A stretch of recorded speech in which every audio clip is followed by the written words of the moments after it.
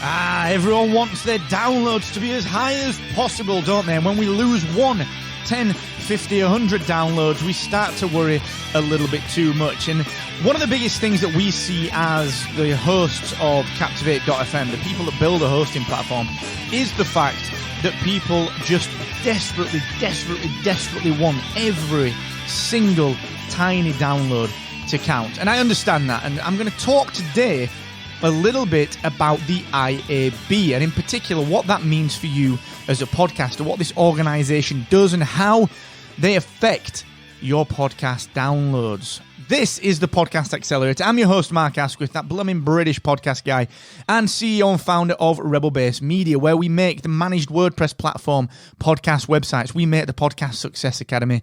We run Rebel Base Media podcasting studio here in Sheffield. And, of course, we built Captivate.fm, which is the world's only growth-oriented podcast host, where you can create and manage unlimited podcasts for one monthly cost. Go and check it out now for 7 days free at Captivate.fm. So like I said, the Interactive Advertising Bureau, the IAB, are essentially I wouldn't say the governing body, but they're certainly the body that is trying their hardest to standardize podcast download measurement.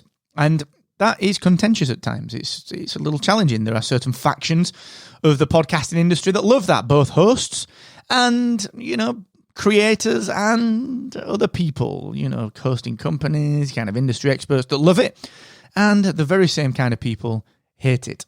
Why is that? That's what we're going to dig into in just a second. But before I do that, just a quick little heads up that, of course, the team at AWeber are still helping me to interact with my audience. They are fantastic at what they do, and they run their wonderful Beyond the Podcast Summit as well. So AWeber, as an email marketing company, they're really in podcasting.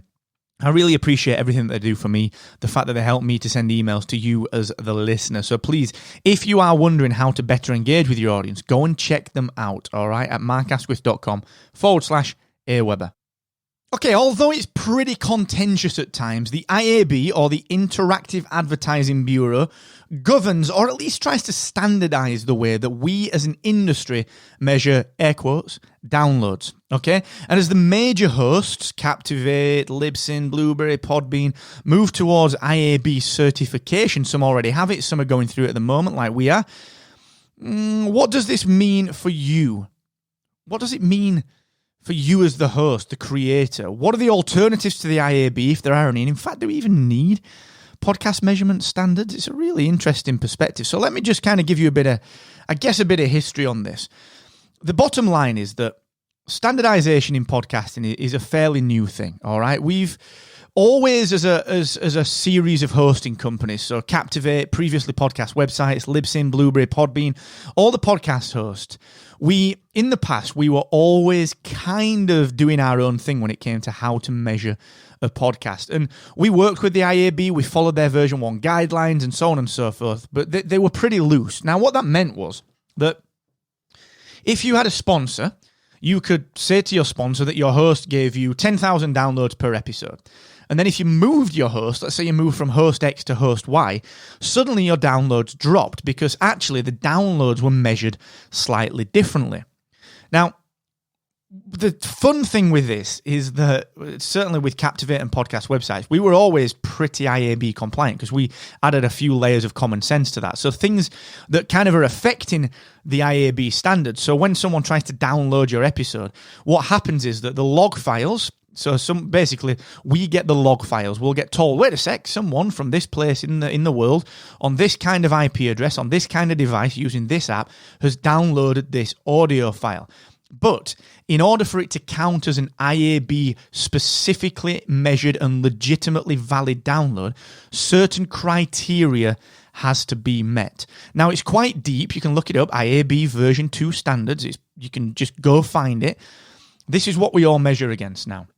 And there are certain things in there like there must have been enough data downloaded for it to constitute a minute of audio. There must have not been duplicate downloads from the same device, the same IP, within X amount of time. You can go and look at this. It's a little bit geeky.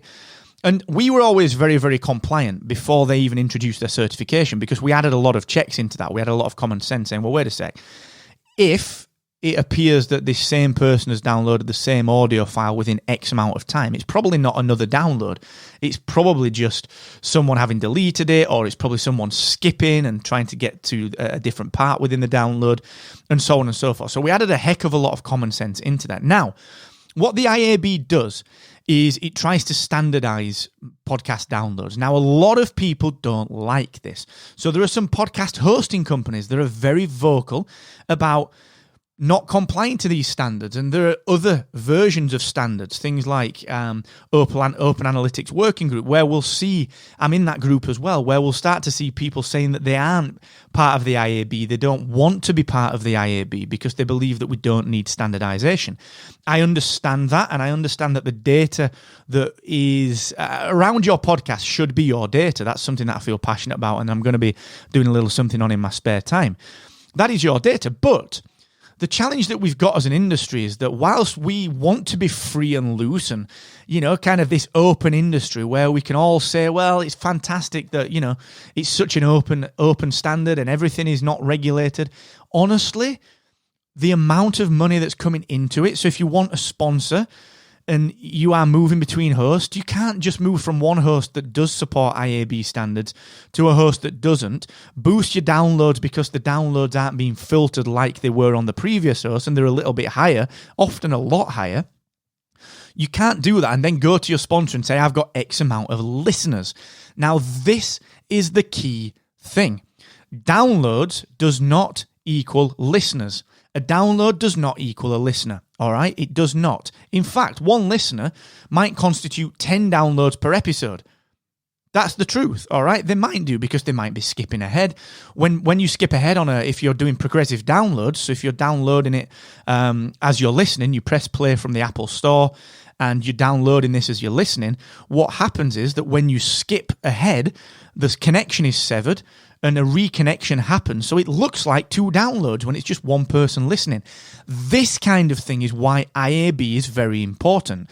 Now, a lot of podcast hosts aren't enjoying IAB. The reason for that is that they've recently introduced a certification, which costs tens of thousands of dollars. It does. And it's annoying because for smaller podcast hosting companies, we've now got to find 40, 50K to get certified, which can be tough for a lot of smaller companies. But we can't have it both ways. We cannot possibly say, we want to be able to charge the same kinds of money for our sponsorships, but yet we don't want to be regulated on what constitutes a chargeable download, a billable download to these people paying us. We can't. We can't have open non-standardized downloads where one host will report 50,000, the other host will report 20,000. We can't do that, all right?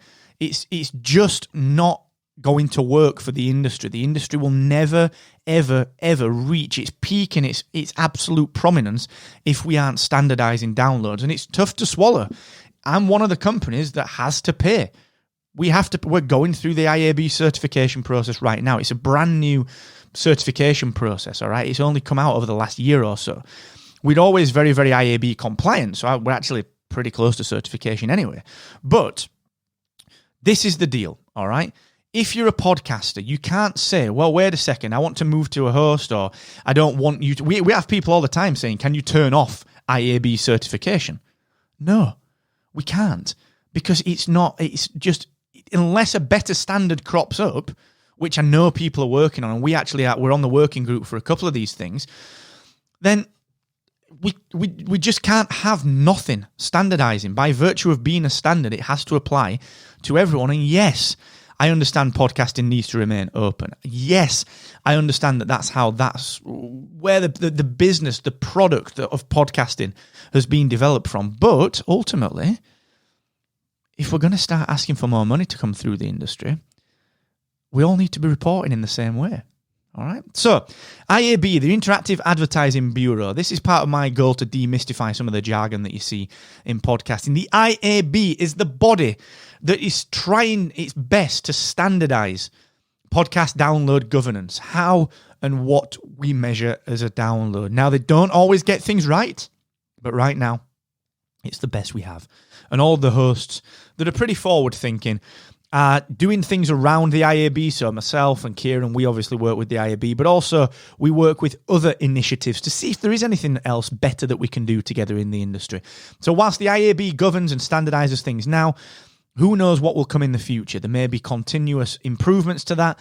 There may be other standards that the industry adopts coming down the wire. We may start to adopt 2 or 3 variations of different standards where ultimately we say to our sponsors and to our brands, actually, we support the IAB or we support the Open Analytics Group. Whichever it is, there will need to be a standard, all right? We can't just let hosting companies decide anymore.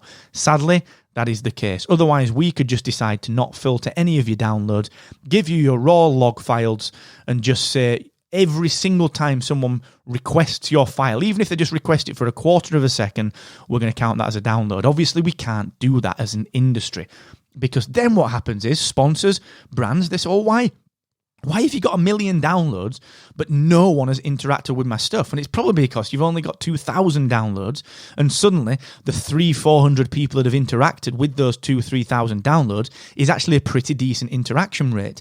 Whereas 1 million downloads and 200 interactions is terrible, so your sponsor pulls their money. All right? We're all helping for the benefit of the industry, okay? That's just what I want to get across. So trying to demystify some of the jargon in podcasting. We're going to talk next week about free podcast hosting.